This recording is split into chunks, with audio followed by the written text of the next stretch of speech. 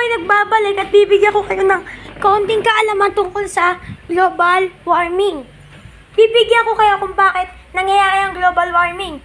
To, magsimula tayo sa pinakaumpisa, ang pagsusunog ng basura. Dito guys, i-comment nyo nga sa baba kung bihira na lang to gawin o madalas gawin. Ang nangyayari kasi guys to umaakyat ang usok mula sa ating atmosphere. Ito yung atmosphere, yung bubong. Ibig sabihin, nasa stuck siya. Ibig sabihin, hindi na kinakaya ng atmosphere. Kaya yung init, imbis na ilabas niya, kasi sobra-sobre, kaunting init ang nilalabas niya. Bale, pag summer, di ba kaunting init ang nilalabas, tumatalbog ang init pabalik. Ang ibig kong sabihin, yung sobrang init na yon, kalahati lang ang nababawas. Kaya, sumisingaw ang sobrang init. Kaya minsan mapapaganon sa sabi, ang init, gusto ko mag-aircon. Minsan napapasabi tayo ng ganon. At ang number 2, usok mula sa mga factory. Yan ang itim na usok. Ang itim na usok, ibig sabihin, madumi. Yan ang ibig sabihin ng itim na usok. At ang puting usok ay malinis. Gayahin natin ang bansang hari ng flood control. Na malinis lagi ang usok nila, kulay puti. Kailangan guys, kailangan kontrolado natin ang mga bagay-bagay sa paligid kasi pagsisisihan din natin. Kagaya na lang ng global warming ngayon, di ba? Papalit-palit ng panahon, yun ang tinatawag na climate change. Dahil nga sa bago-bagong panahon, minsan nagkakaroon tayo ng tagtuyot, La Nina, La Nina, El Nino, ganyan. Pero guys, ito isang bagay lang ang sasabihin ko sa inyo. Isang bagay na lang ang sasabihin ko sa inyo ngayon. Pahalagahan natin ang Earth dahil ayun na lang ang tulong na magagawa natin. Kasi guys, kung hindi natin pahalagahan ang ating planeta, may mga mangyayari na hindi natin inaasahan. Napanood nyo ba yung vlog ko? Yung lindol sa Davao ata? Oo, sa Davao ata. Umabot ng 6.9 magnitude. Ganun Sinabi ko na doon na maghanda kayo. Kahit na kapag nararamdaman nyo, nararamdaman nyo na paunti-unti lumakas. So guys, sasabihin ko ulit sa inyo ingatan nyo ang ating planeta, magtanim kayo ng mga puno-puno, at kung sakali magpuputol man kayo ng puno, kailangan palitan nyo yun ng bago. At guys, para sa mga nakatira sa bundok, yung mga bahain dyan, para sa mga may ghost project na lugar dyan, huwag na lang po kayo magtapon ng basura sa kanal. Pero para sa mga malapit sa ilog, kahit naman di kayo magtapon, talagang baba pa rin kasi umaapaw. Di ba napapanood natin sa balita, may mga ghost project, naging multo na yung project. Kaya guys, ang paalala ko sa mga lugar na hindi bahain, yung mga hindi bahain ngayon, paalala ko lang sa inyo, na huwag kayo magtapon ng basura sa kanal dahil yan ay bumabara. At hindi nyo na kayo makasipsip ng tubig. At guys, paalala ko pala, itigil na ang mga reclamation project na yan, kagaya sa Sierra Madre. Napakaganda ng Sierra Madre. Pero ngayon, wala na. Pati yung ghost project ng mga Zaldico, talagang mainit pag-usapan ng ghost project ngayon. Pero guys, sa panahon natin ngayon, mahirap yan sagutin. Pero ang magagawa lang natin, tulong sa ating planeta na ngayon sa ating ginagalawan ng mundo, ang kailangan natin gawin ay huwag magtapon ng basura sa kanal. Nung wala pa namang usapang flood control, talagang bumabaha na. Kasalanan din naman ng tao kung bakit.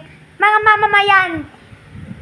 Sige, aminin na natin na nagtatapon tayo ng basura kung saan-saan. Pero guys, sabihin mo natin na may epekto to o wala, meron pa rin yung epekto. Yun ang unang sagot dyan. At ang tamang solusyon dyan, huwag magtapon ng basura sa mga kanal. Lagi tayo magtanim ng mga halaman. At guys, gusto ko na bago magtapos ang taon na ito, sana meron man lang pagbabago maganap sa ating bansa. At para umunlad naman kahit mga 5% ang ating bansa. Ayan ang tunay na premyo ng bansa natin. Isipin nyo guys, ang hirap ng pinagdaanan ng mga Pilipino noong mga world wars. Pero ngayon, talagang nakaahon tayo. Pero guys, ngayon, sa balita ang pinag-uusapan, ghost projects. Para sa mga may ghost projects dyan, ang payo ko lang sa mga malapit sa lugar na may mga ghost project, lumayo na lang po kayo sa kung saan. At guys, kung meron man ako maipapayo sa inyo, ang maipapayo ko na yan sa inyo is, mag-alaga kayo ng halaman. Dahil ayun na lang ang tulong na yan maibibigay nyo sa ating planeta. Dahil ng ating planeta, dahil baka magloko si Mother Earth. At, teka lang guys. At guys, may sasabihin pa ako sa inyo. Gusto ko lang linawin sa inyo na, ulitin ko huwag tayo magtatapon ng basura sa kanal kasi yan ay bumabara. At guys, to malapit na pala ang 2026. Malapit na ang taglamig.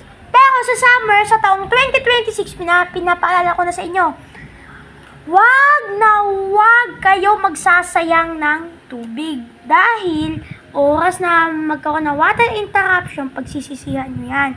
Kaya parang sa mga naliligo dyan, gamitin yung fraction sa mat. Yun ang gamitin nyo.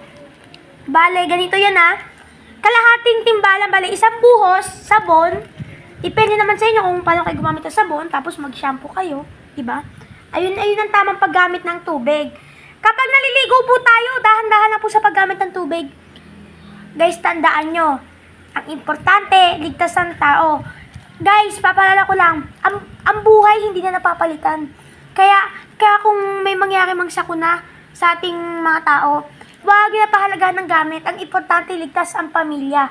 Pero kung magkaroon man, isalba nyo na mga gamit habang di pa umaabot ang sunog sa inyong mga importanteng lugar sa bahay, isalba nyo na ang gamit, ilabas nyo na. Dahil pagka tsaka na yun umabot, tsaka nyo pa pagsisisihan yan, tsaka nyo pa sabihin, ay dapat nilabas ko na pala yung gamit. Tsaka nyo pa malalaman yan. Kaya guys, habang hindi pa umaabot ang mga kalamidad na yan, sunog sa sunog tayo. Kapag mayroon ka nakita maliit na sunog, apulahin mo kung kaya mo. Kapag sobrang laki ng apoy, ilikas mo na mga gamit nyo na kaya mong buhatin. O kaya pwede ka magpatulong sa mga kapitbahay mo na buhatin.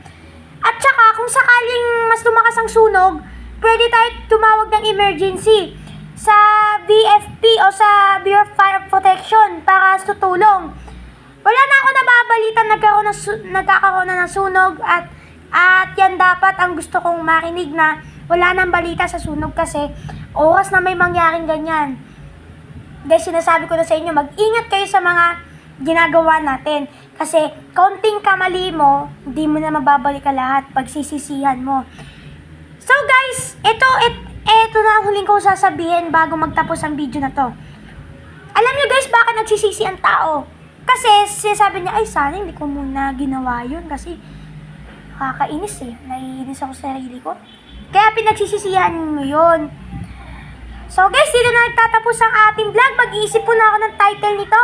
So guys, ang mga paraan para makaiwas sa global warming at sa mga pagbaha, ayun ang title ng video na to. Ilalagay ko sa description ang pangalan ng Facebook ko at kung ilang followers na ako doon.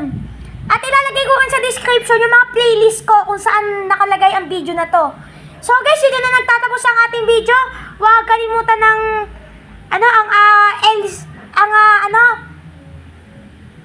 huwag kalimutan ng ang LSS. Like, share, subscribe.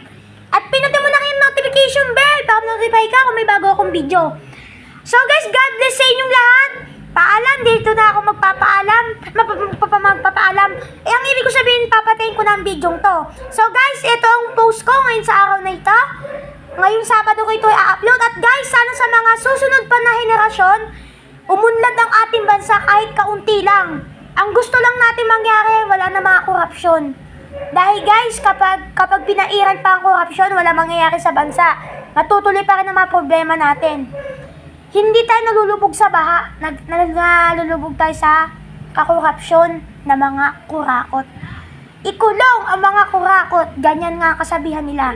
So guys, dito ko nang tatapusin ang video na to. At maraming salamat sa pagsuporta nyo sa aking channel. Ayun lang ang sinasabi ko sa inyo ngayon. Like, comment, share, subscribe at pinutin mo na ang notification bell para ma-notify ka. Bye!